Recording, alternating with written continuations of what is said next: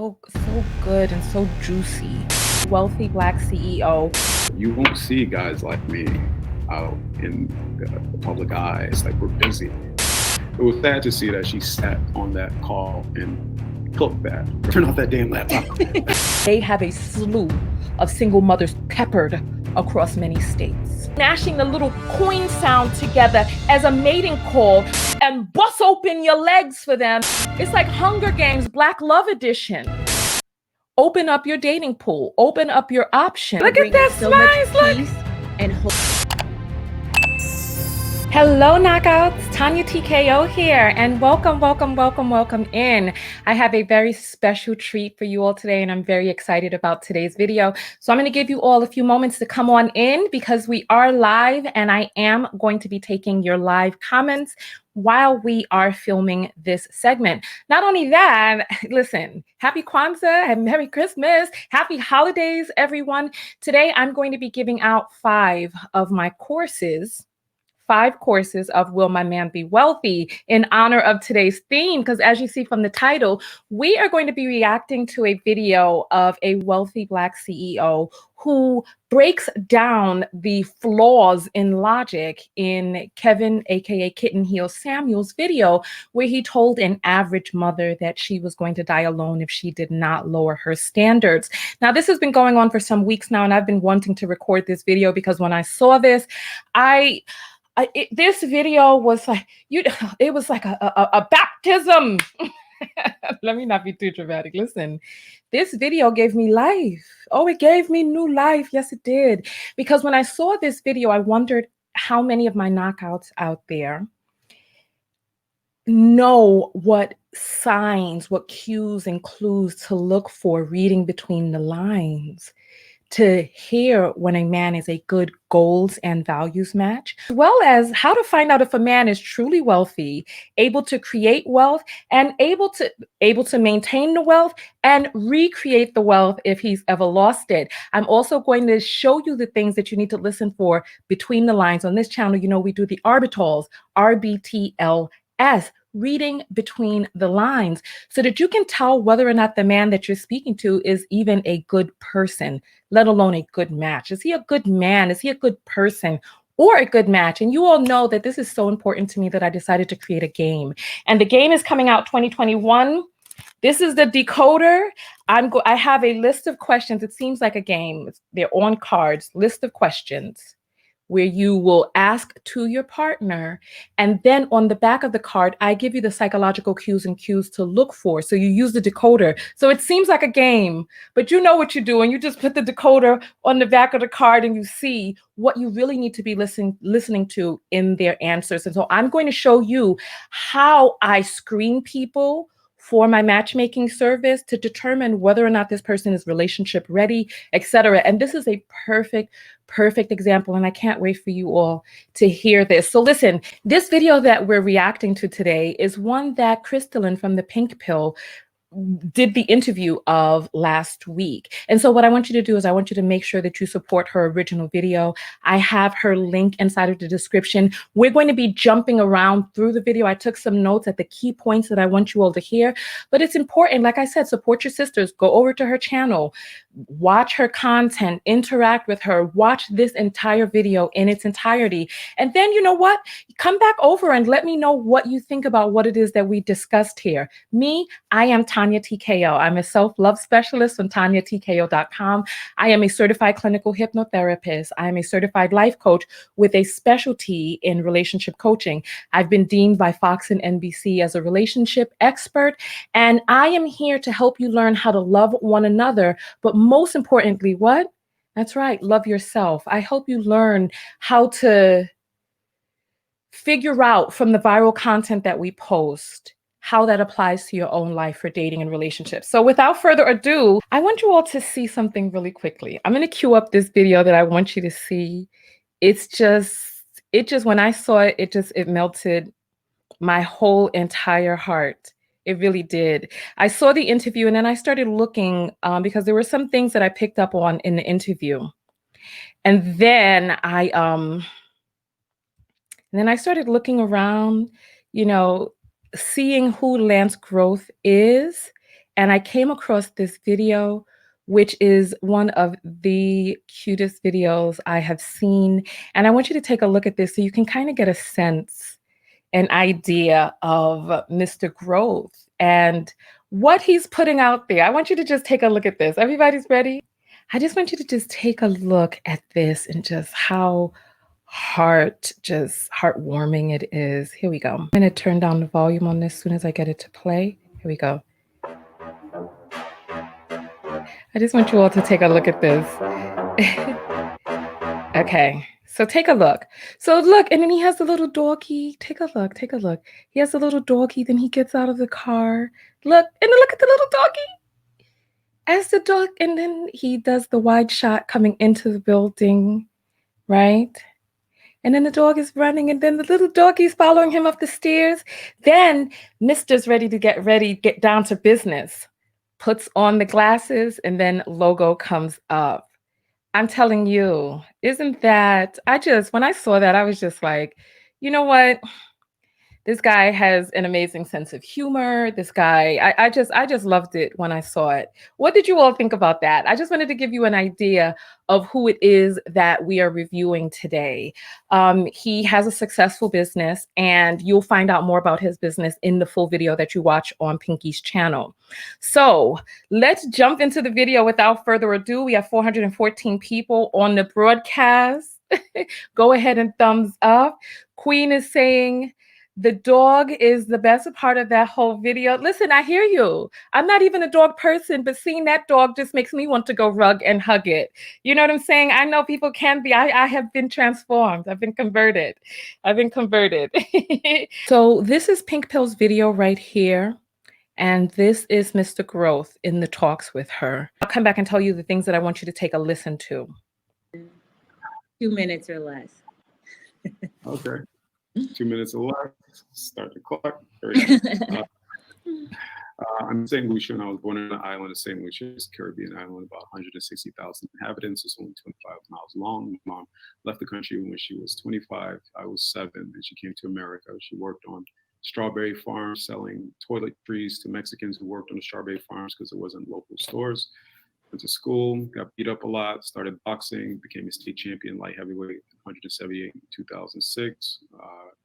Because I was boxing, one of my mentors took me under his wing. He was very upset about young Black men not going to college, only doing sports and selling drugs or going to prison. And he said, if you apply to college, I'll pay for it. I took him up on it, went to HBCU, Tougaloo College in Jackson, Mississippi, graduated in less than 2 years with a political science degree, but Tougaloo is also number 4 in producing young Black attorneys. So, of course, they sent me to law school, came out here to California, Thomas Jefferson School of Law, focused in business and tax and wills and trusts in business associations, graduated. Okay, so let's pause it. Let's just pause it right there. There are a few different things that I want you to listen for.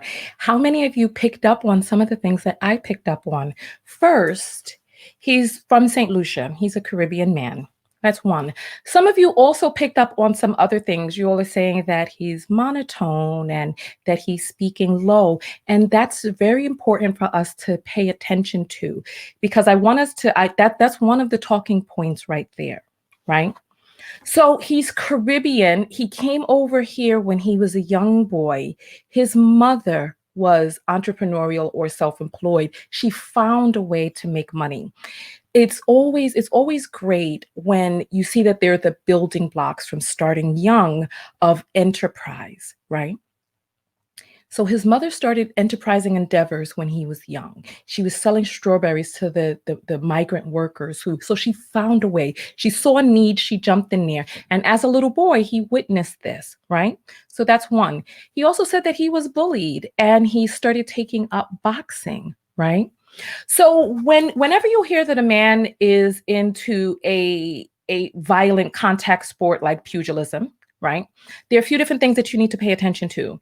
Does this man, how is he in presentation? How is he in terms of having control of his temper? Because boxers can be violent people who are in these, football players. It's like, you have to pay attention to each individual person that is before you. And as you said, look at him in his presentation and his demeanor. He's very monotone. He's very reserved. And I get the sense that he is an introvert, right? So when I went to go interview the people in my circle who are high earners and who are wealthy, etc., most of them are outside of the public eye. And because they live private lives, they didn't want to come forward on my channel because of the size of it and put their personal selves out there because they do things behind the scenes. A lot of us think that, you know, if you have money, if you're wealthy, that you're also a public persona, and that's not true. As a matter of fact, most of the people who are making money are behind the scenes, just doing their thing, handling the operations of what makes a lot of the things that we see around us work. So we see that he was in a violent contact sport. However, his demeanor is very muted and very introverted and introspective. And yet he's doing this public interview with Crystalline, which lets you know many different things. That even though he's introverted, that he is willing to come out for a friend and speak publicly to be able to disseminate some untruths that he's heard. Also, I want you all to hear. Listen, you all are saying, I like reserved, calm men too. Oh yes, you all know that I have a you all know that I love an introverted man, and you're going to see why some of the things that I picked up on in this interview, which I'm hoping you'll be able to take to your own personal life as things to look for. So let's jump forward. Yes, I love a man who thinks inwardly and can introspect, etc. I love that. That's my kryptonite right there. That's my catnip. That's my catnip. So yummy to me. I cannot resist.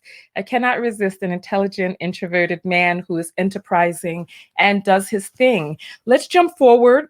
You were raised by a single mom who obviously had to work very hard to support you. Yeah.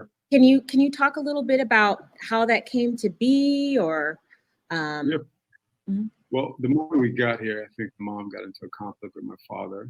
It was just, a big argument. A bit of physical abuse was involved. Mom's not really let me see how this pans out. There's, some red lines that you can't cross. So literally within 2 years, my father was out of my life. She just pretty much worked 2 jobs, Panda Express, KFC, until, about 10 years later, she got her nursing degree. And then she bought our first house, and she was just still working 2 jobs. And, our focus was always survive, at all costs, survive. So she wasn't even instrumental in telling me go and focus in education and focus in this. So it was just kind of, our currency in our family was just survival, keep the lights on, keep the roof over your head, keep us fed. And she probably passed that on to me. Yeah. Do you find that it motivates you to be more successful because of, that sort of struggling hand to mouth situation as you were growing up?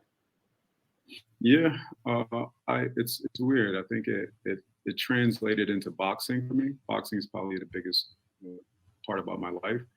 And coming into a foreign country from an island with an accent, getting beat up by, a bunch of kids that sound different from you, look different from you, and the whole world seems to be, like this big dangerous place. It pushed me to focus in boxing, and boxing was all about like, hey, people will come to try to take your life, so you have to defend yourself. And on top of defending yourself, you have to learn how to be comfortable with the danger and learn how to be comfortable when you're in fight or flight, or you feel like your life threatened, or you feel like, it's just. Okay, so I wanted to pause it there and jump back in to have you all listen to some of the things that he said. When you're talking to a man, remember your net worth determines your net worth. There were a few key things that he said in the first portion that we played for you, where he talked about a mentor coming forward and mentoring him as a young man and guiding him along the way. His mentor was instrumental in getting him into the college that he went to and getting and having him go onto the track towards law. And so these are some of the things that I want you to pay attention to. There were some people who were talking about his preference, and we're going to get to that part of the video as well, or his ethnic preference for dating. And I want you to stay tuned for that part because I have a point of view that I feel that you need to hear. The things that you heard is he was raised by a single mom. And for those of you who can't hear him, when he begins to speak, turn up the volume because I have mine pumped all the way up. So yes, he is a little muted. He is a little reserved. And that seems to be his personality type. So just turn up the volume and listen to what it is that he's saying. But it's okay because I'll break it down afterwards anyway. So he was raised by a single mother whose father became abusive. His father became abusive with her, and she put the father out. So as a boy, one of the things that he saw was that his mother valued her body, her personal space, her, even though she came to this country with him and she didn't know Adam from Eve and she had children with her, she did what she needed to do to keep her children safe, to keep her safe, to not settle for less. So when the man became violent with her, she left. She took her children and she made sure that they were safe. It's important that you listen to the way a man talks about his mother and the journey that he went through to becoming who it is that he is today. And when a man sees his mother demonstrating self-worth, self-respect, boundaries, etc., it has an impact on him. And we'll hear a little bit more about some of the things that he does for his mother, how he relates to his sister, which are all important things that we need to pay attention to. So let's jump back in. This part I think is really important for us to hear. You are speaking so freely about this. And I know you're a busy man. You're not on YouTube seeing the stuff that I see a lot, but there's a huge narrative and the demonization of I'm sorry, single you can't see it. and how deficit they are and how they're not producing quality products and things like that. And it can be very dehumanizing for these mothers who were the designated caretakers. Like, they are the ones that have stayed to do the hard work. And I don't think that that is celebrated enough. It's there has been, I'm an advocate for, intact families. I don't, that's not something that I'm dismissing. I think that that's the most functional way in society, to have a nuclear family where the mother and father are in the home. But the demonization of single moms, I mean, have you seen that? And what is your feeling about it? I feel it's only really happening because of the time we're living in. It's there used to be a period where public information was only consumed at specific times, with 7 p.m. to 7 p.m. news, 10 o'clock on the 10 p.m. news, or 8 a.m. or the 8 a.m. news when it comes to, public conversations. But now you have social media where you have literally any human being can post something and put it in the public forum for people to consume. And now there is a lot of consumption of that information. What tends to happen is negativity spreads faster than positive things. Even the news cycle knows whenever they see their ratings down, they just highlight a couple negative stories. O.J. Simpson's one of the best test subjects of that they literally turned a criminal into a damn near reality TV show that was the consumption of TV. You won't see guys like me out in the public eye. Did you hear that? Listen. We're focused on actually listen. Hear it again. Hear it. Hear it. Single moms that may have some children that go down the wrong path because of a number of different things. But you won't see guys like me out in the public eye. We're focused on actually doing the work and taking care of our families and building our companies. Like, we're not trying to be on social media talking about this and that or this. Like, we're busy. Thank you. And so, you know what? And so I need you all to pay attention to that part in particular. I need you all to pay attention to what it is that he just said.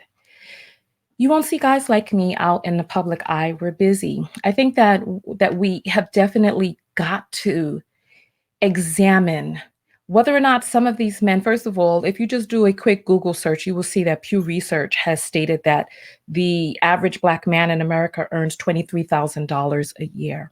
That's average. That's not even median, because I think if you looked at the median, it may even be less than that, because the average is pulled up by men who have a lot of money. So we have a situation in this country where the average Black man is earning $23,000 a year, right? And we have a lot of men on YouTube who are saying that they're high earners. They're coming in and they're giving their point of view about different things. And they are not really qualified to speak on these things. When you see men in the comments talking about what it is that a high earning man does and what he likes and what he makes, what Crystalline did is she showed you with example, with a human being whose net worth is stated publicly, and whose business enterprise that you can see. I put up a video with a man who had exposed Kevin Samuels for not really even having a business, that his main business being YouTube, giving advice and tearing people down on YouTube, unqualified, unvetted, unprofessional advice on YouTube, and tearing people down, tearing into them. And when we start looking at men and what we think is a feasible option for us, because there are a lot of women who are going over to this man's page, wanting him to rate them publicly and give them a scale of 1 to 10, or give them advice on how they can find a quote unquote high value male. And as we saw from Jordan's video yesterday, a man who is really a wealthy man who is of high worth is not calling himself some high value man. This is some catchphrase created on the internet of new money Negroes, right? I want you to take a look.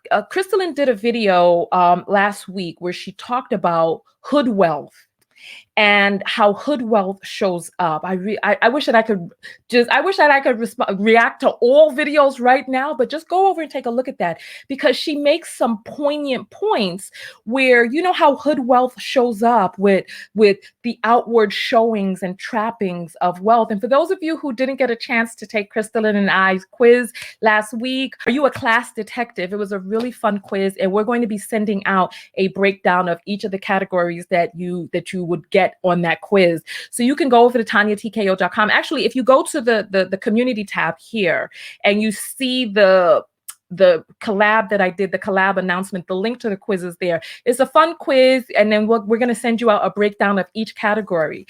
But yeah, so when it comes to hood high value, what are the things that someone from the hood high values? What are the things that new money values? And they value having to show the signs of their wealth, wearing it on their belt or wearing it on their purse, the man purse draped across their décolletage, And so we need to pay attention to what true wealthy men are like, how they behave, how they navigate.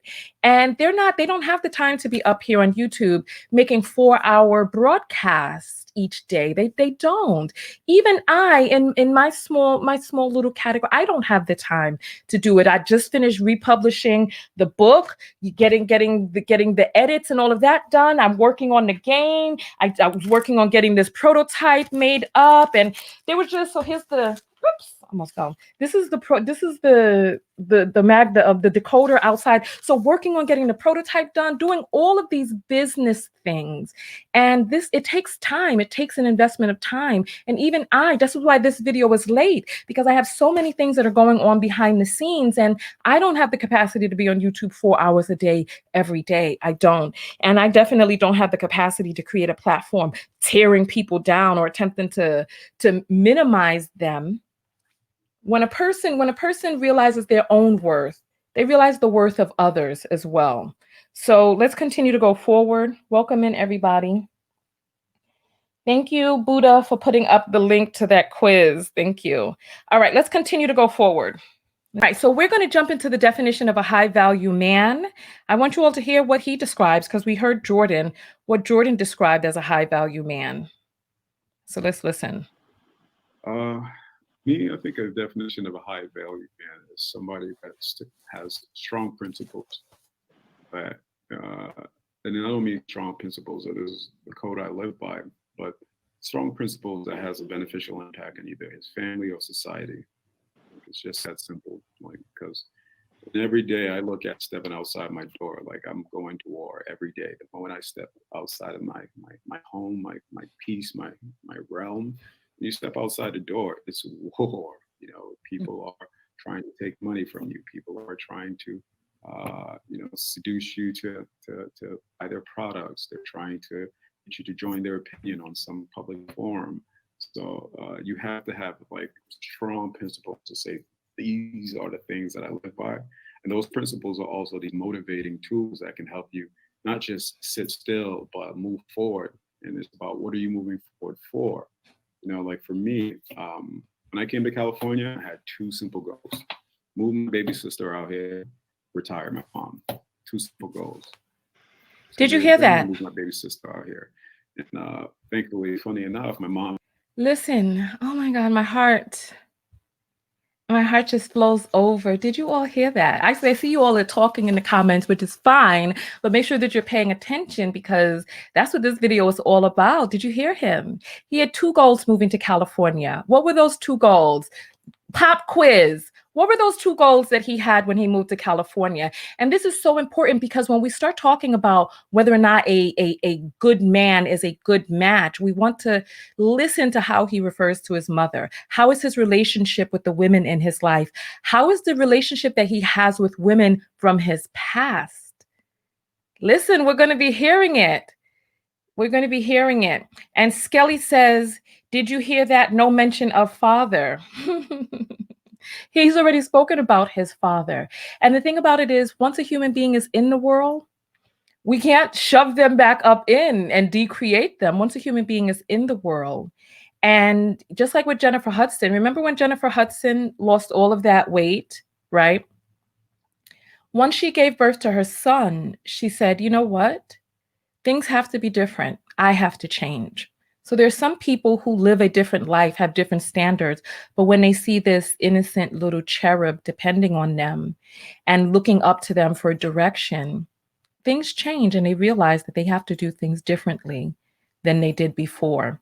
And his mother, when the abuse came into the home, she said none of that. And she got rid of him and decided to do her own thing. So let's continue to go forward. All right. So T has answered the question: move his sister out to California and retire his mother. Say, these are the things that I live by. And those principles are also the motivating tools that can help you not just sit still, but move forward. And it's about, what are you moving forward for? Like for me, when I came to California, I had two simple goals: move my baby sister out here, retire my mom. Two simple goals. 2 years in, I moved my baby sister out here. And thankfully, funny enough, my mom was a nurse. I retired her last year, right before COVID. 43% of all deaths happen in nursing homes, and she worked at nursing home. So those were my principles, because I learned a long time ago that they call it, there are certain people, especially in the Black community, you always got to find that one in a generation. Before me, my father was never educated. My mom just got a GED. My brother's never educated. My grandfather's never educated. Like, in back of me, there's poverty, servitude, and degradation. But after me, it's going to be, my kids are going to have financial literacy. They're going to have a roof over their head consistently. They're going to understand capital investments. They're going to have options, and they're not going to be moving off the fuel of, we have to just survive. They're going to try to thrive and create and build and do amazing things. So those were my principles, and they help push me forward, but they also help protect me against making dumb decisions. I can't do this. I can't get into this opportunity if it's going to impact my family negatively. I can't jump into this poor situation if it's going to have a negative impact on my family or what I'm trying to do. So the principles are like a shield to protect you from that war I talk about when you step outside the door. Mm-hmm. But it's also like this fuel push you to do these things, to make a change, so that the next generation or your community or the people around you can have a better life. All right. So you see that, right? This is precisely what we're talking about, right? He retired his mother. He worked on moving his sister out there. He made decision and makes decisions with a greater goal in mind, so that he knows I can't take these unnecessary risks because these are the things that this is the prize that my eyes are on. And so I want you all to pay attention and listen to some of the things that we're hearing. And I just listen. When we start talking about what a quote unquote high value man is is a high value man the type of man that tries to tear people down because of how it is that they look, that calls women out of their names, who's been twice divorced, and who there's rumors that their children don't speak to them? What is your definition of a high value male, and who is it that you would like to be around? So we're going to jump into what he's looking for. A long-term partner. Well, I think partner is the magic word. When I think of partner, I think of a person that has shared ideals. Those ideals are, a constant work on oneself. I'm really big on the individual, far as, group identity. Oh, I'm a Democrat. Fuck does that mean? Mm-hmm. I think I like to focus on the individual. Like, people are complex. So when you do focus on the individual yourself, you realize that you always have to keep working to become better. I want somebody that's, hey, I recognize that I don't know everything, and I recognize I may be flawed, and that's okay, because I'm constantly working on those things, constantly working to become kinder, constantly working to be more focused, constantly working to become more inclusive, more empathetic, more understanding, more patient, more loving, more generous. So I need someone who's on that same path of growth, working forward to change. And also I need people that come with certain values of kindness. That's my biggest thing. Like, there's a lot of negativity in the world, but my mom always taught me you can fill a room with enough negativity to fill it up, or fill the same room with enough positivity, fill it up. It's just about what you focus on. So I like people who really kind of focus on positivity, even when there's so many options to indulge in the negativity, such as the point we made for people focusing on, negative content. And I just like people to kind of really be that, hey, I recognize the deficiencies I have, but just I'm on a mission to change and grow and develop. Okay, so you know what? So I there's a few things that I need you all to pay attention to in here, right? When he talked about the type of person that he's looking for, he said that he was looking for someone who was kind, someone who has ingrained values already. He talked about how people are complex. When you hear a man say, "Oh, men are simple," right? When you hear men proclaim things out there about the simplicity of human beings, no, he's projecting. He's talking about himself. He's talking about the simplistic, simpleton nature of himself, where he doesn't, he is so self-unaware that he doesn't really have a complex understanding of himself. If a man doesn't know himself, who will he show up as in this relationship? So he talks about having therapy and doing things to better yourself and enhance yourself and be on a mission to get better, and bring that into the relationship with you, where you can be a source of inspiration for one another, right? He also quotes his mother and some of the impactful things that she has said. So when you hear a man talking about his mother, it's important to hear how he talks about her. If a man's mother wasn't SHIT, and he's still talking about how she ain't SHIT, and he hasn't found a way to forgive and release and shift and realize that even though his mother wasn't XYZ or his father wasn't XYZ, that these were things that he was born into this family. He made the choice to incarnate. He came into this realm. And if he hasn't had enough internal work to be able to speak about past relationships in terms of how he grew and benefited from them, you need to be very wary, very leery of what it is that he's saying. We're going to get to the part where he talks about dating the rainbow, and we're going to break that down piece by piece, because I think that that's something that you also need to hear. Date primarily Black women, or do you kind of date the rainbow, or, you know, like, what are your preferences in terms of dating? I've noticed that I'm really a bit of, I don't want to call it a slave to my environment, but when I was in Hartford, Connecticut, Mhm. everybody around me was Black and Puerto Rican. My first girl was Puerto Rican. My second girl was Black. When I came to California, everybody around me was white. First and second girl was white, and now I'm dating someone that's literally biracial. So I Mhm. don't look for anything in particular. It's just I'm a slave to my environment where, whatever is near me, Mhm. I'm attracted to. But who I let in and, say this or in an actual relationship, they normally have those values that I spoke of. Okay, so let's break this down because there were some of you who were complaining about this. All right, let's break it down. So there were some women who were upset saying, oh, when he started talking about, dating whoever was near him, dating his environment, I got turned off, I turned away, et cetera, et cetera. Black women,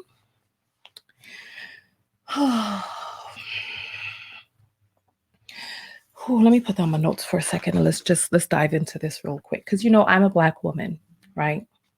And I prefer the phenotype of Black men. I want my children to be Negroid, right? So I feel you on what it is that you're saying. I think that one of the things that we have to understand is that the mating practices of men, the biological mating urges and practices of men is wired differently than women. Women are more interested in maintaining the genotype, the phenotype, etc. A man's biological interest is going to be spread the seed far and wide. The ways that men rate beauty and all of this other stuff is very different than the way that women rate what is an acceptable mate. I have found in my own personal and professional experience that men are a little more wide open with their idea of what beauty is, that as long as a woman is nice looking to him and she's pretty or feminine or whatever, she's a nice person, right? And he feels good near her, he's good, right? It's women who are more strict, racially strict, and especially Black women, we are the most racially strict out there, right? One of the things that ends up happening with us Black women is we end up tricked. We end up tricked because we listen to the pandering of men who talk SHIT in front of us and do a different thing behind the scenes. And when we start talking about orbitals and reading between the lines, if you meet a man who is like, F no, I can't stand no jungle cave B, and I can't, no, you never, you touch me with your pink pea. When you start hearing stuff like that, your ears need to perk up and your ears need to wonder how much of what it is that this person is saying is pandering, because there are a lot of people out there who will say a lot of different things, and the things that they're saying are things that they feel that you want to hear. And when a person is too adamant against a certain thing, you need to start wondering, you know, why so serious? Why so animated? Why so what's going on? I remember I once went out on a date with a guy who was like, look, there's a gay man over there looking at me. Look, right? Oh, they're staring at me in here. I gotta get out of here. He was acting like a fool. I can't stand gay. But behind closed doors, right? Listen, I don't want to be vulgar in this broadcast, but I had to confront him, right? And behind closed doors, he had certain proclivities which were questionable. I'll just say that. He had certain proclivities which were questionable. And all of this like not being comfortable with who it is that you are. And if you see a man who's like, hell no cave, jungle, you just be on alert. I think it's balanced for a person to say, yeah, you know what? I'm open to dating who is a good person. And I think that Black women need to really get on code with being open, because we don't do ourselves, the community, or future generations we don't do ourselves any favors by having one-sided loyalty. As Brooklyn Blue coined the term, one-sided loyalty is for suckers. We actually make the community worse when we don't allow these men to step up into their manhood and do the things that they need to do as men to make things better for themselves and the community at large. I'm watching the Bachelorette season right now, where they had the Black Bachelorette on there, Rachel. And she's dating white men, she's dating Black men, and the Black men are getting a little insecure, and they're like, oh my goodness, does she even like Black men? They're having these conversations, and one of the Black men is like, look, I think she's just looking for a good man. And that, the racial aspect of it is periphery. And I think that Black women, one of the things that we need to do is let it be known, yes, we will go elsewhere and go elsewhere. And that increases the natural competition between men and the natural standing up. Like I was in a comment on Facebook yesterday where this woman was attacking the Asian man that I brought forward who was defending Black women. I said, why are you attacking him? Right. And she was like, oh, how dare he talk about Black men? How dare he? And I was like, I'm like, how long have you felt that it was okay to fight a man for a man? Black women, we're doing too much. We need to sit back. And then she came back and she was like, oh, how dare, so are we burning the cape in all instances, or only when it's convenient? Or what do we do when Black men getting killed down in the streets? And I said, listen, and I want you all to hear me out there. Please hear me. Hear what I'm saying. Please allow men to figure it out. Why are we continuing to birth children into unsafe situations where the men who are fertilizing these children are not able to care for them? Why? For what? To keep it in the culture? How do we help the culture? By giving birth to children who cannot be safe in this country, whose fathers cannot protect them. What are Black men going to do? That is the question that we need to ask. What are you going to do? I mean, how much longer do we lay down on the ground talking about we can't breathe? It's like the Black Panther movement arose out of a need to police the police. But now all of a sudden, we're putting ourselves and our little daughters on the front line, and we got pictures of them with the fist in the air and their little afros and pigtails. And now people are making drawings of little Black girls with their hands on their hips, saving big grown. Come on. Come on. We talk about femininity. The feminine is rested. Rest, Black woman, and ask the Black man, what are you going to do? Because Black men need to figure this out. They need to figure out, are they going to become police officers? Are they going to become judges? Are they going to get into the legal field? Are they even going to sign up for damn jury duty? Are they? Are they? It's like, are you going to create a militia to protect women, children, and yourselves? What are you going to do? Because while we're standing up here trying to figure it out for them, we are absconding their ability to figure it out for themselves. And the most masculine thing that a man can do is figure out a solution to the damn issues. If there's an issue, ask him, I believe in you. What are you going to do? And you do what you need to do for yourself in the interim. You could believe in him, but believe in yourself even more until he figures it out and has a plan and is handling business. Let's continue to go forward. So that part of what I do is coaching Black women to expand their dating options. And and it's to include all men, which is why I have you on, because I think that there are men of high quality from every background. And because we are working with unique challenges in finding long-term mates, we have to be more strategic about playing the numbers, basically. Yeah. So how do you feel about Black women dating and marrying interracially? I think it's natural.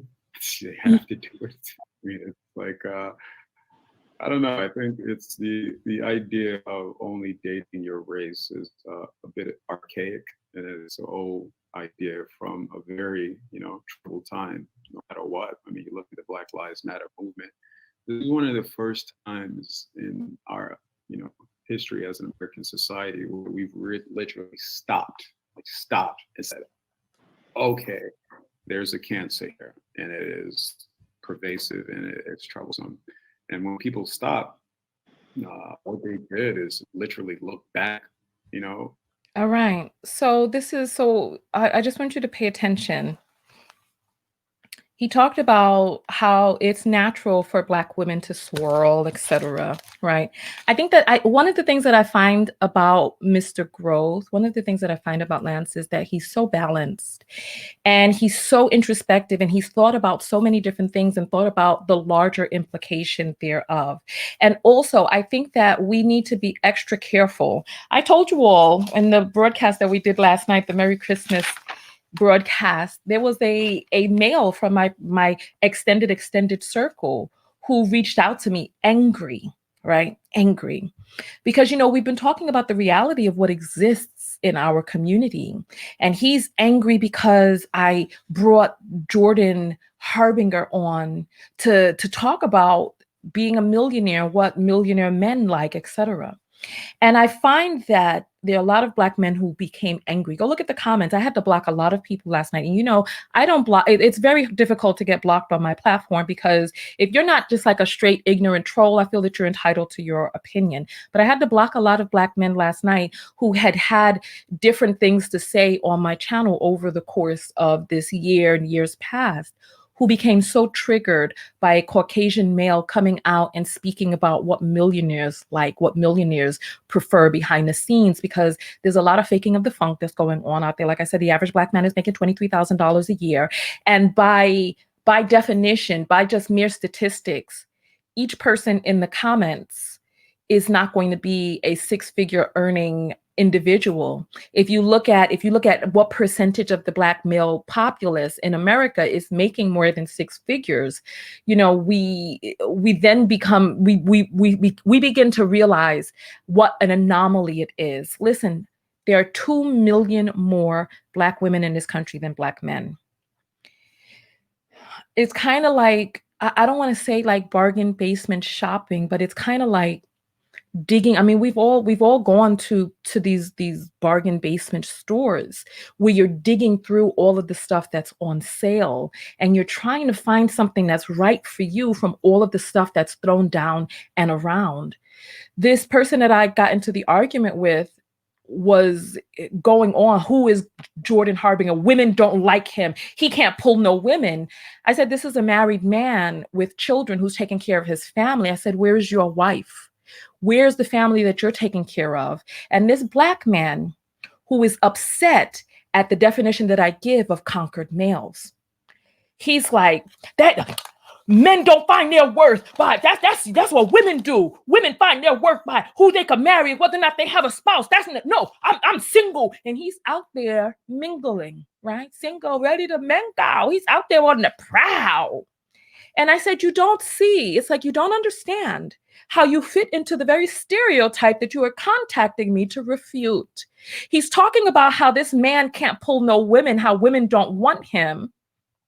This man is a millionaire with a wife and children. And you're over here spouting this toxic mess out here on the damn prowl, denying that you even want a Black wife and family.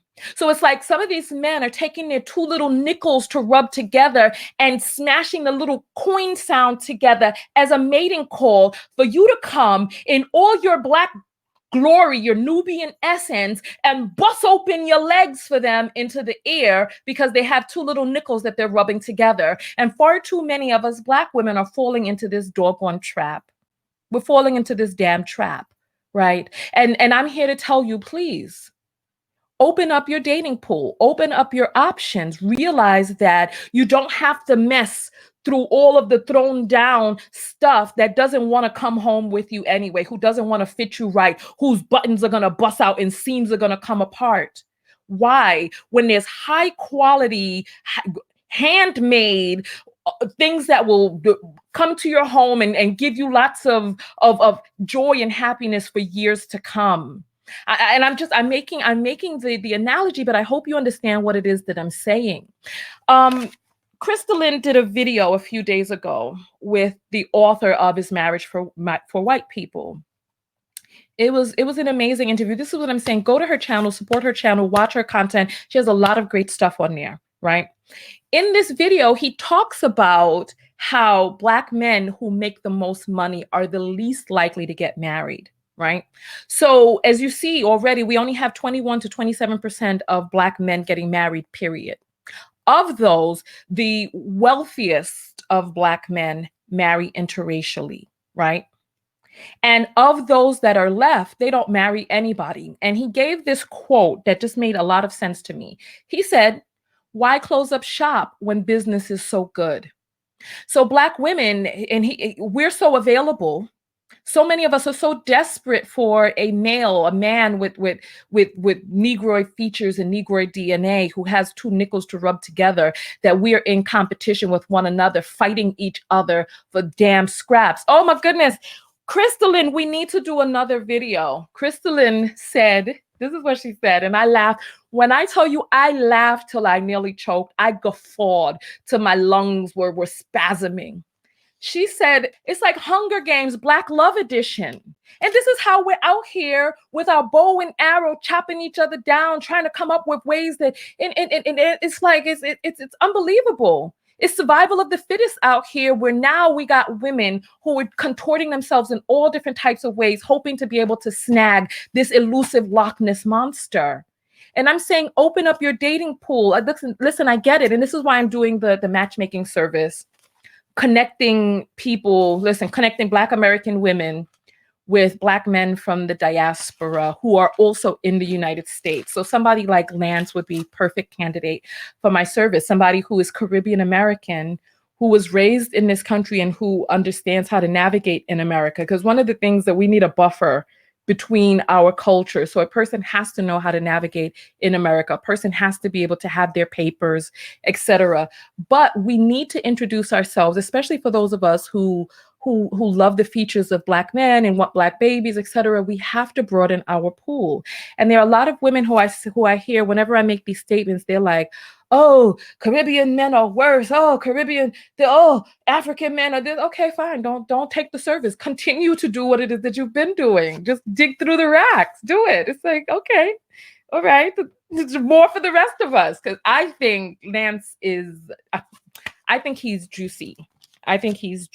And I'm just like, all right. I'm like, ladies, listen, I'm just trying to let you all know what's out there and how to hear and listen actively so that you're not listening to junk and foolishness. So come on, let's jump back into this video. Shaka saying, that's my new blow off line. I don't get down with the nickel clink, clink. The mating calls. Oh no. So Miss P is saying he is juicy. He would make a wonderful husband. Listen, I'm trying to let you all know what to look for beneath the cute suit. And look, you don't see him dressed up in a suit trying to, with cufflinks on, trying to purport that he is. No, he just is. He just is. So come on, let's go forward. Okay, so here, this is one thing that I want you to see. Right, hold on. I want you to see. I want you to see his smile. I just want you to take a look at it. Look, I'm going to show you. When he just takes a few moments to just smize. And I just was like, yeah, this is what I love about an introverted man. It's like they're so reserved until, look, and you look at that so smile. Much peace and hope to me right now. Look. It's like, this is what I love about an introverted man. They hold all of that inside, but then when you I don't know, like with babies, how babies are like, they show the emotion that they feel like showing. But when you do get them to laugh, it's just like, oh, it's like a heartwarming little thing. Admins, please handle business in the comments. You know, only if people are just straight trolling. All right. So look, let's continue going forward. Let's go forward. Let's go forward. And proof what people say, you know, real life is not online, you know, go outside and things will look a lot different. So thank you for that. You've like really, you helped me write this down. It's but I do nice. want to talk about that. So what did you think about the video that I sent you that inspired you to, you know, want to come and talk to me today? What did you think about what was said, particularly about her, you know, being average looking, too old, baby mama, will die alone? Like, what was your perspective when you saw that? A number of things. The first of which was extreme passion for the lady. You know, it was sad to see that she sat on that call and took that from that. Like she took that, she sat there, and you know, there's this thing, especially in my business, we do a lot of educating, and we know this. When you're speaking from a position of authority, you have to understand people are accepting what you say as fact, as a rule, as law. So you have to be, like they say, to whom much is given, much is expected. So it's a big responsibility when you reach a level of either success or you hold yourself out to be an authority. Because watching her, just listening, you know, if that was my sister, I would be the guy rushing in, like, turn off that damn laptop. Look at this guy.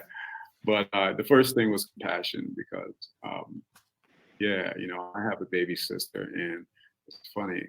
She has followed in my footsteps. She owns her own business. She's big on, you know, personal improvement, and she's just amazing. But I look at other Black women, especially younger Black women, as, you know, with the same lens. Like, I don't want somebody telling my sister she's ugly. What? No, don't do that. Like, she's gorgeous too. That's not the what she needs. So the first thing was compassion. The second thing was just simple.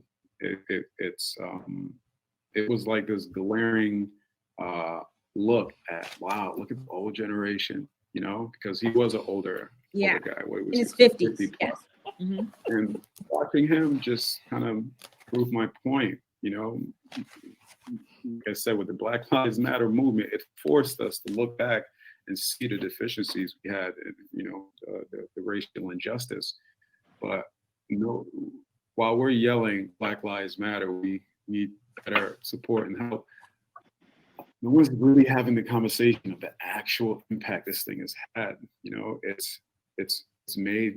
has that impact in the Black community of hyper focus on materialism, over emasculated culture. And yes, you know what? He's just making so many good points. So I definitely want you to go over to Pink Pill's channel and watch the whole video. There are a few things that I need you to hear. Him speak was just evidence of it. Like, you need to look good, you need to be in your 30s. And no, he actually says you hit the wall at like 26 or 27. If you're not married by 26 or 27, it's a wrap. Go buy some cats. Yeah, so to me, those were just evidence of kind of like watching an old culture who's been fed basic surface level values. And that's just it. He was just regurgitating his values. Like, and whether it's true or not to him, it's those were surface level things. That those aren't good things, you know. If you ask another person who hasn't been, you know, heavily impacted by you know, just a culture that has these extreme deficiencies, you're going to get a different viewpoint. Like, no, people aren't just looking for you to be young with a pretty face. They want things like, I don't know, are you kind? Listen. Worker? Are you open to a different type of viewpoint? Do you like to focus on mental health? Do you meditate? Mental health. Listen. To different cultures and receptive to different types of information. So when I hear a guy like that, it's just, oh wow, okay, here's this simpleton surface level views that he's probably been fed his whole life, and my only response to it is that's an old archaic way of doing things, and that isn't reality. Lance, so we talked about the demonization of single moms. We Yeah. talked about you being raised by a single mom. It's just that this is How do just you feel? so, it's so good. This is just so good and so juicy, right? It's so good and so juicy. And so I want you all to hear. He talks about how he wouldn't want someone talking to his sister that way. I talk to a lot of people because I interview a lot of different people, a lot of different men behind the scenes. And not every man feels protective of his sister. Not every man feels protective of his mother. But when you're talking to a man and you hear these types of things, these are the key that you want to listen to. Does this man protect? Does he provide? How does he feel about the women who he loves the most in his life? How does he feel about mental health? So when I'm interviewing people for my matchmaking service, we talk about relationship readiness. And one of the things that makes a person relationship ready is having done internal work. So he said some really key things. He talks about kindness and who the person is on the inside. And it's just, oh, ladies, just this right here. This is the example. This is a prime example right here. Right. So let's go forward. There are a few different things. He talks about the archaic way of doing things. And Pink Pill actually breaks this down in terms of hood wealth mentality, right? So let's listen to him talk about how he feels about dating a single mother. And then there's something key that I want you all to listen to. And I'm going to give out another course to Will My Man Be Wealthy to the person who is able to guess the arbitral that I heard when he starts talking about the single mother he dated in the past. So I want you all to be on the lookout. So we're gonna play that right now. Feel about dating and even marrying a single mom for yourself. And the reason why I ask that is because online, the definition of high value man is anybody who makes six figures or more. Like that's that's the really superficial definition. I know you make well over that. So the narrative is that high value men such as yourself are not checking for single mothers. So to what degree is that true or false for you? Me specifically, I think it's a little more complex than that because like I may be in a different financial situation than a lot of people where I come from, but me specifically, my first real girlfriend had two kids, and Oh, wow. yeah, she was about 12 years older than me. Oh, wow. And we dated. Yeah, she dated for 4 years, and she was probably instrumental into pushing me to go to law school. And yeah, dating her with kids, it probably made me grow up a little faster. And even now, those kids are in college, and it's funny. One of them in college to study law. Wow. And, impact on him, and he still calls me to this day. Like, hey man, so I'm thinking about focusing on this. I'm thinking about doing this. So I can't say I wouldn't. I have. I've done it, and I basically have two two kids out there that ain't my own. Secondly, like right now. Okay, so let's do it. I'm giving away a free copy of my course, Will My Man Be Wealthy? The arbitral that I heard in there, I want you all to name it, right? That denotes whether or not you're with a good man, a good person, a good human being, whether or not this man is high worth and somebody that you can bank on, that you would want to be with, right? Okay, so I'm seeing some answers. Let's see. He's a leader, that he's not going to turn down a single mother. Sounds like he would be open to it.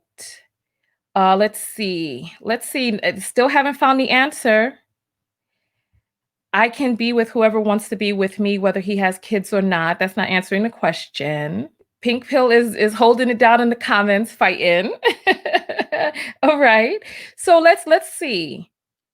Okay, so Miss says he was active in their lives. That says a lot. I'm still looking for the answer. Ah, Nikki, you're the winner. You are the winner, Nikki. Oh, wait, I'm sorry. Nikki, someone answered before you. Someone answered before you. So, Nikki, you know what? I'll give away one to you since I've already announced you as the winner. But Charisse has said he stayed in touch with her children and considered them as his own. That's the arbitral I wanted you to look for. The children still contact him to this day. They're still influenced by his moves and his navigations through life. When you start talking to a man and he starts talking about the people that he's dated in the past, do all of them hate him? Does he blame all of them for what went wrong in the relationships? Does he take ownership for what happened and what transpired? Do any of those people still contact him or hit him up? Or is he dead to them? And I think that those are red flags. When you meet a person who none of their exes want to even reach out to wish a happy, merry nothing. Listen, now I'm not saying that they need to be having no tete-a-tetes, having brunch and holding champagne flutes around and hooking arms. That's not what I'm saying at all. But what I am saying is, do they hate him? Do they want nothing to do with him? Are they out of his life completely? These are things that we have to ask ourselves. So those two ladies, go ahead and hit me up afterwards and write to me on my website, tanyatko.com. And click on contact and write to me, and I will just tell me what your name is and what you answered, and I'll make sure that you get your. So Charisse and Nikki, I'll make sure that you get your copy of Will My Man Be Wealthy? So let's continue to go forward. There are just so many good parts in here. Now I'm 37. I think, and I mean this specific as it relates to me. When you come from a point of not having anything, and then you set these goals, and then you start to hit these goals. The truth is, what people don't realize is guys like us is on the road to hitting these goals, you are blinded. You cannot see anything else other than what you want. Like I wanted this office, I wanted this desk, I wanted my name on the door, I wanted my company to be respected, I wanted it to be self-sustaining, and I couldn't even understand, close relationships until probably COVID, where if stop and reflect, and literally in COVID, I was sitting in my house like, man, I've literally been running full speed since I got here in California, and I remember from the time I was young to about 32, I was like, I don't want any kids at all. But when you start to hit some of the goals that you dreamt about, you actually become really focused on passing on and building a legacy, and handing it off to someone. So I myself now am really focused on actually building a family and having kids, and being able to pass on some of this hard work. So we're going to pause it. We're going to pause it right there. I'm going to give away another course. So there was a question that I asked earlier when I asked somebody to name the two things that he said were his goals when he came out to California. Hit me up. You're also a winner. I forgot to announce that earlier. So we've given away 1, 2, 3, 4. This will be number 5, right? What did you hear? Oh my God, what did you do? Oh my goodness, what juicy tidbit did you hear him just say? What rose above? I want to test, we're testing your arbitral skills. What rose above what it is that he was saying that you could read between the lines that shows how it just shows. I want you to just tell me, listen, oh my goodness. I love this. I love this. Okay, so Ayana's coming at it vulgarly. Okay, not an ashy pump and dumpa. Okay. All right, let's see. Let's see. Okay, he's a good role model. What a leader, respecting the children without expecting something in return. Okay, let's see. Okay, brand legacy, talk about it, brother. Okay. Okay. Okay, so look. Krista, I'm sorry if I missed your comment. I'm sorry. It's the luck of the draw. It's really Jenny saying I really love his calm demeanor. Okay, so let's see. Okay, we're getting closer. He wasn't focusing on chasing women. Yes, yes. Come on, get close. Get close. I want to listen. Talk to me. Pass on the wealth to the children. He's a community builder. Okay, this is good too. The willingness to change his opinion based on new information. Okay, I'm still waiting for that answer. I'm still waiting for that answer. Okay, Pat is saying he wants to break down generational curses. He wants to pass his children his pass on that. That's we're in the area, but we're not touching. Helen, you're the first person I see. Helen, you're the winner. Contact me on my website and just let me know the question that you answered. This is it. This is it. We're talking about a man who was in control of his seed. Before he so there are a few different things to listen to in that part. One, he was super focused before he got where it is that he wanted to be. He was in the building stage. And in my course, Will My Man Be Wealthy? We dive into that. So yes, when he was in the building stage, he didn't even feel that he wanted children. He continued to build and build to see his stuff come into fruition, right? Then he was in control of his seed. He wasn't out there squirting his seed around willy-nilly. He wasn't just giving his seed to anyone. He controlled his own fertility and held off on having children and having all these oops babies and being like, oh, I didn't know.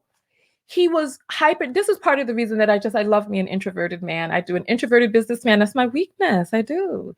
They work on what it is. They put their heads down. They work on what it is that they need to work on. They do what it is that they need to do. They build, they grow. And when they see they plant. And when they see those flowers begin to bloom and their dreams coming into fruition, he says, now, let me cognizantly pass on my seed, pass on my DNA, pass on my legacy.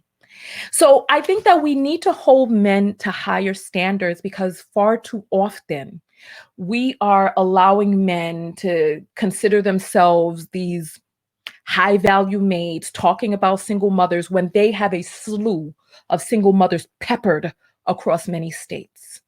And some of the people out there who have made single mothers don't even know they made the single mother because they were so willy-nilly with their community peen, or two, don't even claim them, or three, are lying to you about it. There are many people out there who just are not in control of their seed. And I can tell you from navigating through certain circles, yes, that is the sign of a responsible man. I know this statement is going to make a lot of people upset.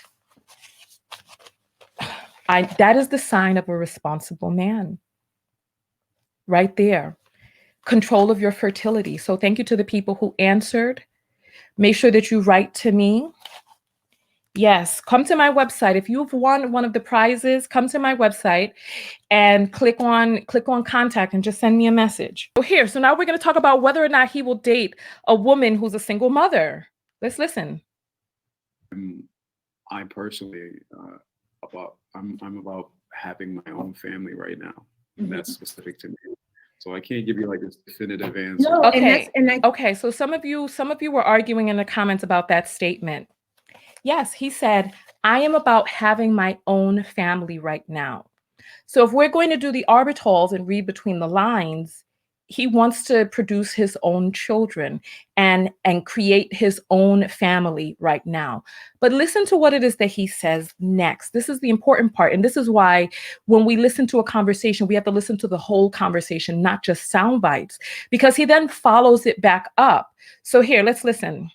I'll rewind that for you. And handing it off to someone. So I myself now am really focused on actually building a family and having kids and being able to pass on some of this hard work. So I'm I personally I'm about having my own family right now, and that's specific to me. So I can't give you like this definitive answer. No, and because, that's and I you know, appreciate your honesty, because that is a reality, and that's what I tell the women, that it's not, your life isn't over if you're a single mother, but you have to also accept somebody's preference to create their own family with yeah, just two people who are childless, who come together and they build that together. So that is a reality, and women do need to accept that. Absolutely. It may be hard to yeah. hear, but It's, that but is the it's reality. tough. But it's this. I really mean I can't give you a definitive answer. It's because like Listen, I yes, I'm focused on building my own family, but I can openly tell you, it's the same way where I can't tell you, yeah, I date this type of woman, I date this type of woman. It's based on my environment. If the woman who happens to have the qualities that I told you happens to be of this race or this race, then I'm going to pursue it. And it's the same thing with women with children. Man, if you find it's just really this simple. If you find an amazing woman, and let's just take out amazing woman. If you just find like an amazing friend you connect with, you are not going to sit there and say, because you have this, I can't. What are you talking about? And then me personally, I love kids. Like I absolutely love kids. So if I build a relationship with a kid, and me and the kid are always sitting around playing video games, and that's my guy or that's my little girl, what am I going to do because of this kid? Nah, like that's just insane. listen to that part again. He says if he meets a woman that has the qualities that he likes and that he listed for us earlier, and she happens to have a child and he cares for her and likes the child, that he's not going to throw her away. So the answer is yes, even at this stage, he would date a woman who's a single mother. It depends on each individual situation. I really can't give you a definitive like no. I just know right now I'm like super focused on building my own family, and yeah, that's been on the forefront of my mind. All right. So listen, I'm going to give away another one. I'm going to give away another one because there was something that I also felt needs extra emphasis in that part that just rose above the rest of the things that he was saying. And so I'm going to give away another course, Will My Man Be Wealthy? I'm going to give that to you with my compliments if you answer this question. What was one of the things that you heard that rose out above what it is that he said there, right? Where he was talking about, yes, oh my goodness, where he talked about the quality of him, the character of him as a man, as a human being. I want to hear these answers. Put these answers up. So Miss Keffer is saying he loves kids. I notice when BW say they're attracted to WM, it's automatically worship. Why? Let's see. What is the answer? So he's responsible. He is wise. Might need to bring back arranged marriage. Kids are a sensitive topic. Right now, his focus is on trying to build his own. No, I want the answer. I want the answer. I know somebody knows it. I know somebody heard it. He's open-minded. All right. So Joelle was typing very fast, but you got to type fast when you want to get these answers in. All right. So Joelle, you have won. You've won because you heard what I heard.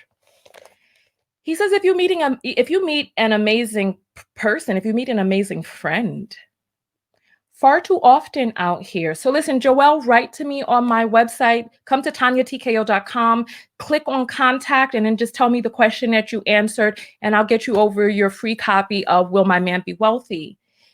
He talked about valuing a woman for more than just what she can provide for him romantically, sexually. He talks about valuing a woman for even just being a friend. When you hear men value their mothers, value their sisters, and value women for what they can bring into their lives, even as friends, this is a keeper. This is powerful right here. And we need to start holding men to higher standards because far too often men are like, if I want a friend, I'll just hang with the guys, right?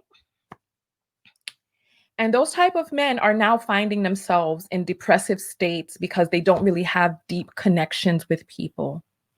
And COVID has hit many of them very hard because they've never created the building blocks for them to have substantial and deep relationships around them. That a lot of their relationships have been surface and a lot of their relationships have been segregated, and they're not able to benefit from the wisdom and the energy of women, womb holders around them.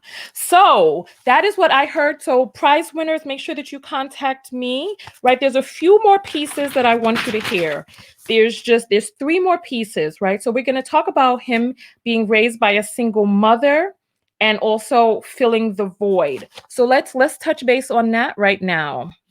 This is just so good. Pinky, thank you so much for doing this. Honestly, these are gems right here. This whole interview is just so beautifully constructed and worded. This is a public service to us. You know, like I said, support Pink Pill's channel. It's an amazing channel. All right. How to just navigate life. So what advice would you give to those men? Well, simple. First, if you are one of those men without a male figure in your life and your dad's not there, and you use that as this crutch that I was raised by a single mom, I'll say quit it. Stop.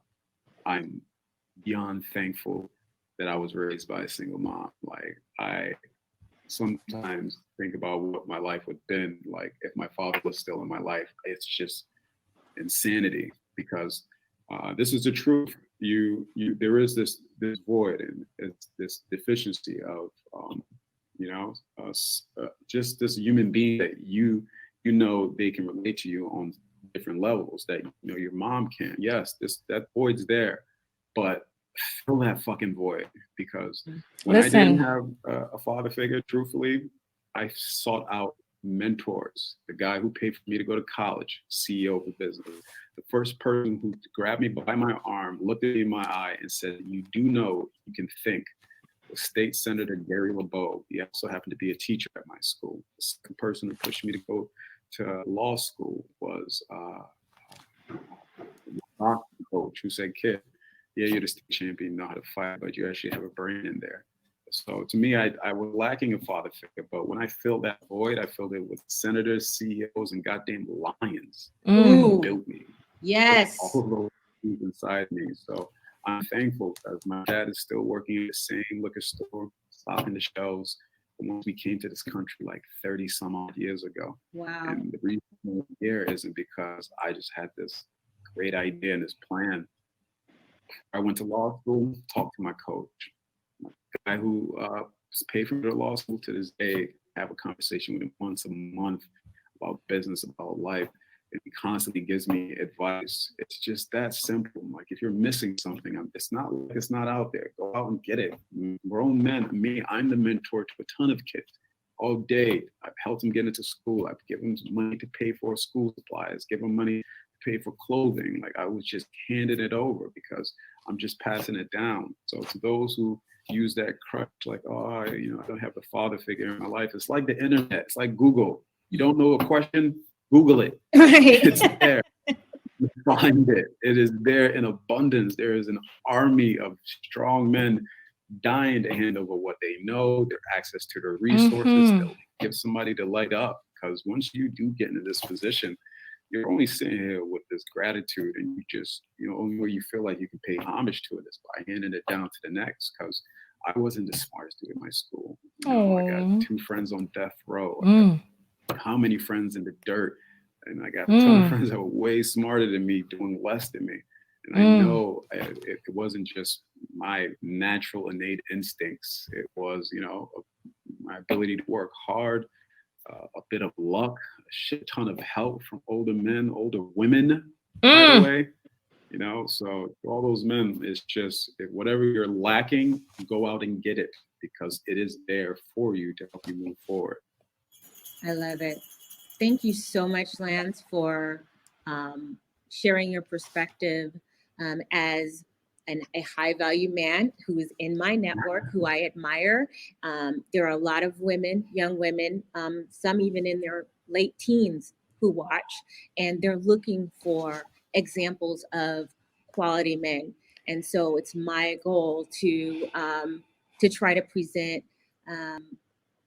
a counter negative narrative to what now is really being spewed right now. And so I appreciate that. Well, one thing towards the women as well, like any of the women listening, if nobody's saying it to you, like, when I'm telling you I'm working for my family, I'm literally trying to give back to really the women in my family, because like my baby sister is probably the biggest love I've ever experienced. You know, she's a 10-year difference, and she literally is like a baby to me, even though she's like 27 now. She probably hates that. But like when you get older and you realize the headache that they have to go through to pretty much shield you from some of this chaos, because it's only when you get to an adult you understood, like, holy shit, my mom was working at KFC and Panda Express, getting called a nigga every day, and oh my God, I didn't feel any of that. So, you know, like, it's one of the reasons I retired my mom. It's my way of saying thank you. But to, like, all those women out there, and I'll see all that negativity like this. Like, if no one ever tells this, like, there are men just like me. Like, we love you guys. Listen, we're so thankful for you guys.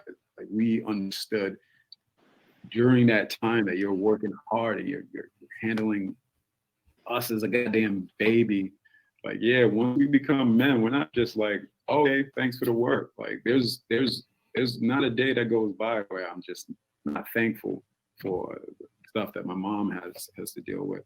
And as a man, when you see other Black women, you just recognize and know, and you trust me. We try every day to show gratitude and pretty much give back to what all these Black women have given us. So all those women, man, don't listen to all those negative dudes. Like, if no one tells you this, like, I'm in love with you guys. I appreciate you guys. Wait, did he just say he loves so us? much to me, because I didn't get here easy. And it was a lot of help from a lot of Black women. Thank you. Literally just ate shit so I could sit here in this fancy office. So we really appreciate you guys, man. It's a big deal.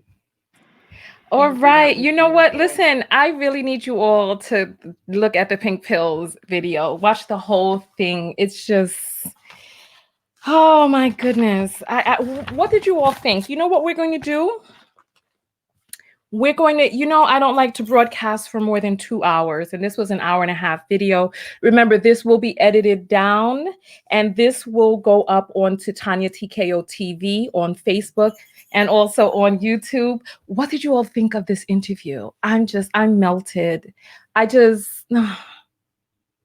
I need to hear your thoughts. So what we're going to do is we're going to have a live call-in show, because I saw some of my admins said that some of you want to call in live.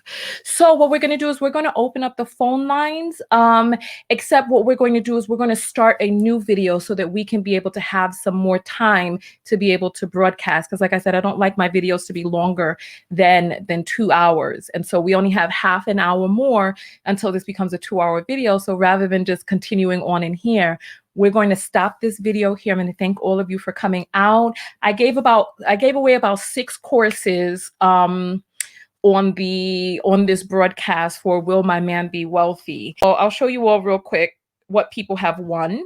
Right now, the Will My Man Be Wealthy course is 50% off. So this is the course, Will My Man Be Wealthy. And it's an amazing course that shows you the same techniques that I use to discern behind the scenes whether or not a man has what it takes to be able to get to the next level. Is so the description, read the description. If this sounds like you, if it resonates with you, if you're feeling this course, if it sounds like something that you want, it is 50% off right now at $29.99. So make sure that you jump in and get that and listen to it and write your review of it, of how it altered your perspective or enhanced your life. So that is right there, and it's available for you. And I'll put the link inside of the video and on Twitter right now. So here we go. Comments are moving so quickly because there are more than 1,000 of us on here.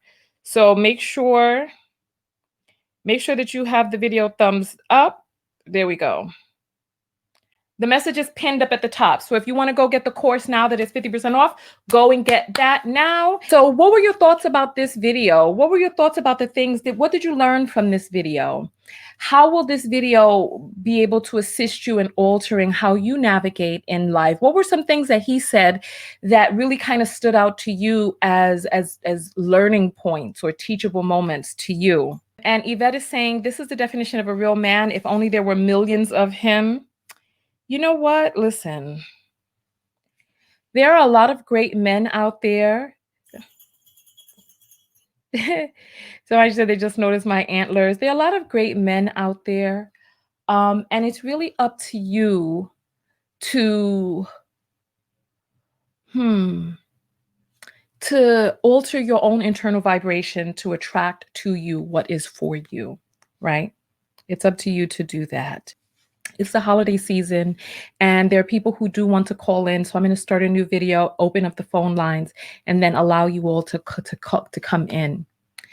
There are a few different things that we as Black women need to do. We need to hold men to a certain standard, and we need to let that standard be the standard regardless of race. And if there are men who cannot compete along the lines of that standard, then those men will just be left behind. For far too often, we've been allowing people to, in many parts of the animal kingdom, only the alpha male is able to mate. And for far too many of us, we've been allowing these beta males to have access and not holding them up to a uniform standard. And we don't do our community any favors by allowing a lot of the things that we've been allowing in our community. It really only degrades our community at large. So please, by all means, open up your dating pool, open up your pool to different types of people. Like a lot of you were talking about how he was muted and low talking and all of this other stuff. But when he did talk, did you hear the content of his character? Did you hear what it is that he had to say and how potent and cogent it was? Those are the types of things that we need to be looking for. And we need to be looking for getting treated well, getting treated right. So on that note, we're going to jump out of here and jump right into the next video. And so we're going to be talking about, we're just going to be debriefing the phone call. That's debriefing this broadcast. That's what the whole thing is going to be about. So let me jump out of here. I'm Tanya TKO. I am your host. I'm your self-love specialist, your life coach with a specialty in relationship coaching. I'm a certified clinical hypnotherapist, and I am the author of the Book of Affirmations, Self-Love. And in this book, you get to rewrite your subconscious programming. It's a beautiful, beautiful book. All you have to do is rewrite the affirmations. It's already been created for you. Each page is a meditation in and of itself, and it helps you shift your subconscious programming, and it helps to rewire you and tune you into self-love. So this book is amazing. It'll be back on the shelf. It's sold out worldwide. We did amazing this year, helping so many people shift their lives, make more money, attract more love and abundance, etc. This year, even during a pandemic. So read some of those reviews on Amazon, add it to your wish list, and I'll let you know when I have a ship date. I'm going to start pre-selling them. I'm going to start pre-selling autographed copies because, when I have the books in hand, I'm able to do some autographed copies. So just make sure that you're on the mailing list. If you go to tanyatko.com and click on subscribe, you can join the mailing list, and I'll let you all know when the book, those of you who got the notification for this broadcast, you're on my mailing list, and I will let you all know when the book is available to be bought.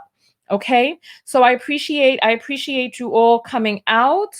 And so CEO is saying, how does a peasant end up leaving a queen, a single mother? It just doesn't happen. So this is one of those conquered males who is coming forward with his own warped. And the thing is that this is why we have to just have compassion for these people, because they just don't know any better. It's like people become single mothers for many different types of reasons. And a woman's choice to bring forth a child into this world is not a decision that many women take lightly. And once you've gone down the route of fertilization and all this other stuff, listen, life happens and birth control is faulty. It's like, it's like men love sex but hate women who have sex. It's like men love sex but don't even like women, and they're constantly looking. So I bet you if we ask this person questions about how he feels about his mother, how he feels about the women in his life, whether or not his exes are still in communication with him, what do you think those answers would be? So this is why I'm telling you all, listen to the way that we broke down this video, because there are a lot of orbitals in this video. There's a lot of juicy parts that I want you all to take into your own lives, and make sure that you're on my mailing list so that you'll know when my game with the decoder comes out. I have a little fingerprint on here. So that you know when my game with the decoder comes out, so that you can be able to so that you will be able to look and see the types of questions that I ask and how to break down the answers that you're getting back. So this game will be able to help, because in the very beginning, everybody is so lovey-dovey. Everything is just going so smooth, but you have to cut through the clouds to be able to get the light to shine through. All right, so listen, we're going to end this broadcast and we're going to go right to the next one. Stay with me. We're ending this. Just refresh and come right back in. We're going to have the phone lines open so you can get ready to call in. And I see some of the messages from the winners, so just continue. If you won, just write to me and let me know. And here we go. Here we go. Look. You're dusty when you disrespect someone who has not disrespected you. And see, so this is what I'm saying. It's like he's misspelling words. This is what I'm saying. We just need to have compassion. He's misspelling simple words like "your" with the contraction on it. It's like he's talking about who has control over whether or not a person chooses to feel disrespected. We have so many men who just won't take responsibility for themselves, and they want to blame women and all this other stuff. And we just have to have empathy for them, because they don't know any better. They haven't been educated. They haven't taken the time to educate themselves. They haven't taken the time to be mentored, and they just don't know better. They just don't know better. We're all doing the very best that we can. And I do these videos because I feel that there's a person who is very toxic, who has a large platform. And like Lance said, this person is being deemed an authority figure. When you sit up in front of an audience and you purport to be even if you don't purport that you're an expert, you are still deemed as one. And people listen. There's a great weight that comes along with being a content creator and a broadcaster. Listen. Get ready for this live broadcast. I'm getting out of here. Go over to my website, TanyaTKO.com. We're gonna, I'm gonna start pre-selling the game as well, so that there are people who will be able to get in on the initial launch at the initial launch price before the price goes up according to supply and demand. Okay. So listen, I appreciate you all so much. I'll give you all a hug because we had a rough broadcast today. Thank you. I love you all so very, very much. Go out there and love one another. But most importantly, what? That's right. Love yourself. And part of loving yourself is partnering with people who have the capacity to be able to love you too. Loving yourself is partnering with people who love themselves. Because nothing from nothing leaves nothing out. You got to have something if you want to be with me all night. Love so serious. All right. I will see you all in the next video. I'm turning on the phone lines and we're going to do an hour just breaking this all down. So if you got your opinions, make sure that you come on over. All right. I love you all. See you. Peace. Love so serious. Oh, fly girl like me needs secure. Oh, we're still broadcasting. Here we go. See you later. Thank you for watching. Make sure that you thumbs up the video, make sure that you subscribe, and hit the bell notifications to be notified of new videos. Leave a comment below, share the video, and come over to TanyaTKO.com to subscribe to my personal mailing list and drop me a message of a viral story that you'd like for me to cover. See you on the other side. Peace.